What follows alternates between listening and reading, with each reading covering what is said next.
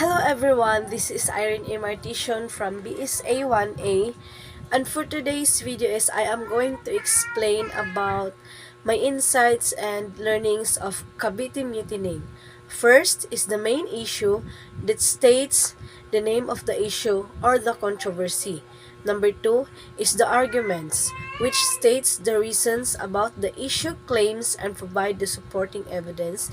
And lastly is the decision, based on the primary presented or stated, which argument you would likely to believe as true. Cite your answers to support your views. So let me discuss to you the main issue of Cavite Mutiny. The Cavite Mutiny is also known as El Mutin de Cavite or Pag-aaklas sa Cavite in Filipino, was on January 20, 1872, rebellion by Filipino military men in Fort San Felipe, the Spanish arsenal in Cavite. 107 Philippine islands. It hoped that it would be developed into a national rebellion. Some 200 locally recruited colonial troops and laborers rose up. As a result of the mutiny's failure, the government murdered several of the participants and started to suppress the growing nationalist movement in the Philippines. Many academics thought that the Cavite Mutiny marked the start of Filipino nationalism, which would ultimately result in the Philippine Revolution of 1896.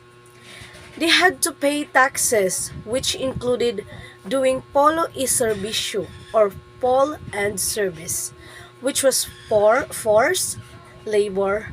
When the workers got their pay on January 20, 1872, Falya, the free paid to be free from forced labor, has been subtracted from their salary. This realization set off the. So for the second question, from the arguments, on January 20, 1872, 200 additional Filipino soldiers and personnel were temporarily stationed in Cavite Arsenal as a result of Spain's suppression of the country's fledgling nationalism movement. Ironically, the Spanish government later supported the violent reaction nationalist cause. Ever then, June 12, 1898, has been a significant date for all Filipinos.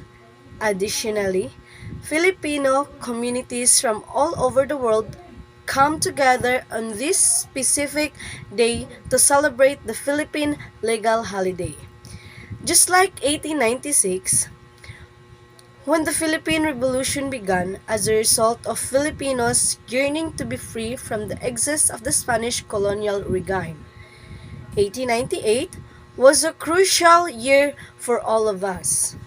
But we also need to remind ourselves that the Cavite Mutiny in 1872 and the martyrdom of three priests named Father Mariano, Gomez, Jose Burgos, and Jacinto Zamora, or Gomborza, are also events that make this year 1872 historically significant. But not everyone is aware that different reports of the same incident exist. The governor's authority, Rafael D. Izquierdo, quickly escalated the incident as a pretext to compete with the Philippines, calling for reform for their government. All Filipinos should be aware of all sides to another sad and significant period in our history. The implementation of Gomborza, which was a major factor in the emergence of Filipino nationalism, intellectuals from the Philippines who were abducted were given mutineering charges. So for me, the argument one is, a well-known Spanish historian named Jose Montero y Vidal wrote about the incident and emphasized that it was an attempt by the Indios to topple the Spanish administration in the Philippines.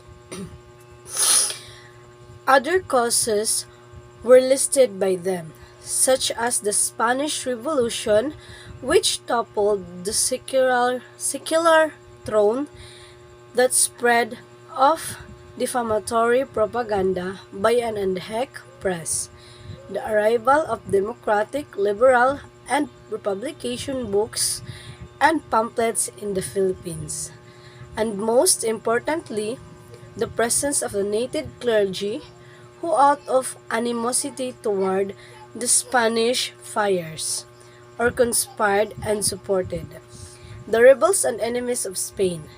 In particular, Izquierdo blamed the unruly. The argument too is, from a Spanish perspective, Vidal and Izquierdo's accounts both implied that the insurrection was an effort to topple the Spanish government. Izquierdo claims, in particular, that the mutiny's sponsors are the Filipino clergy in an effort to promote secularization. Native priests plot to supplant the Spanish friars. So for me, the issue that I've chosen that is true is the argument 1. It was very clear in my video that the Cavite Mutiny of 1872 was purportedly orchestrated by Gomborza, who were then tried by Spanish authorities with treason and sedition after being convicted and found guilty of this. The same year, they were both given the death penalty by Garot. Goodbye!